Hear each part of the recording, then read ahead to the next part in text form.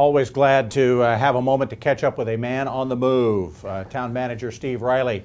We say man on the move because he's very busy around the island. You read the papers and you talk to people and they keep saying man on the move as in real estate and getting out of here. What's going on, Steve? San Marcos, Texas loves you now. Other towns have loved you in the past. Where are we this summer? They haven't all loved me. Well, not enough to hire you, but... Yeah.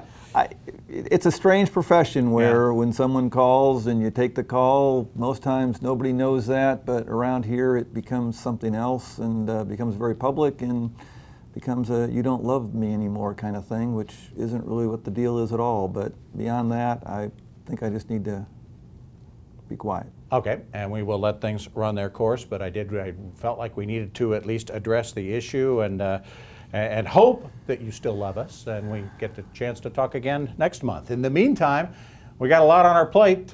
You've got busy things going on. We've been talking so much about affordable housing on the island lately. What can the town do about it? We've talked about the businesses in the town are getting involved, the chamber's getting involved. What can the town itself do?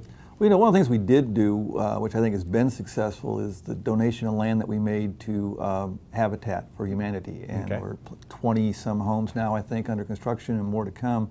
We've had some incentive programs in the past. They haven't either been well accepted or they've sort of bogged down and been repealed over time. We've had some rehabilitation loan programs that we've tried to get people, keep them in their homes and bring them up to standards. Those have been just moderately successful.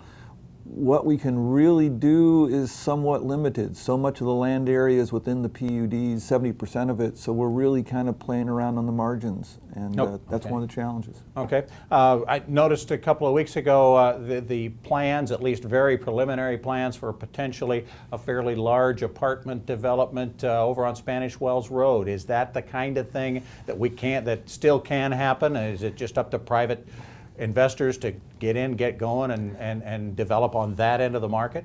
Yes, and that is one that's moving forward with completely developer-driven. There have been some conversations. Well, in fact, when we rewrote the LMO, we added some density. We made it possible to, when you can assemble enough land to get some density kicks and increase your total project size, and that's what these guys are doing. They're taking advantage of that provision that we put in the ordinance. But land costs are a challenge. Sure. I'm not sure we're at the point of underwriting land costs, but here at least they've been able to take advantage of density bonuses and make a go of it, it looks like. All right, we're getting ready. We're into a new fiscal year. Are we in it already? We're in it July 1. We're in it July 1. All right, we're in a new fiscal year, so there's got to be just all kinds of cash laying around, and you've got a year to go spend it. Not really the case. You know, we have a budget, we have revenue projections, but the property tax, which is a big chunk of it, won't come in until January, February. Business license, another big chunk, won't come in until next June. Wow. So we have to get through this period of time, usually on our reserves, but as we've reported, our reserves have been busted by the storms. Sure. So we've got some real cash flow concerns, as does the schools, as does the county, and a number of projects we hope to get underway, like Caligny Park improvements. Mm-hmm. All those are going to have to be slowed down as we struggle with cash flow. Yeah, FEMA is still, that battle is still going on, Still slow. obviously? We hope for some money to break free this month, but the bulk of it is on the private side of things, and we've just been told that that's slowed down even further, probably out into September. Okay.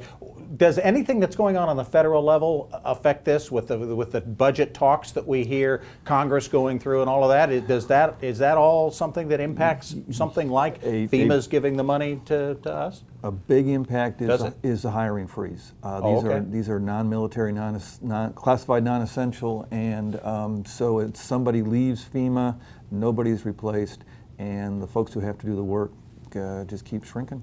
Okay, well then that's something else for us to be paying attention to, certainly on the national level. Steve, great to talk to you. I hope we are doing this again next month. Take care. Thanks for joining us. Thanks, Bob.